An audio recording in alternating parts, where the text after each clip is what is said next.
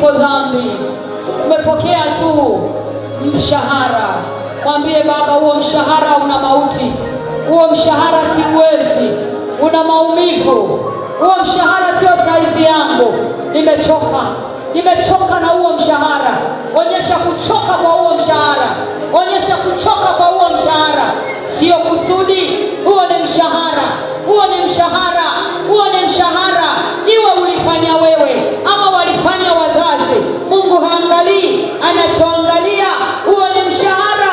Ndio maana akasema anaangalia mtu mmoja atakayekaa palipobomoka atengeneze. Ni wewe umechaguliwa, ni wewe umechaguliwa kwenye hiyo familia.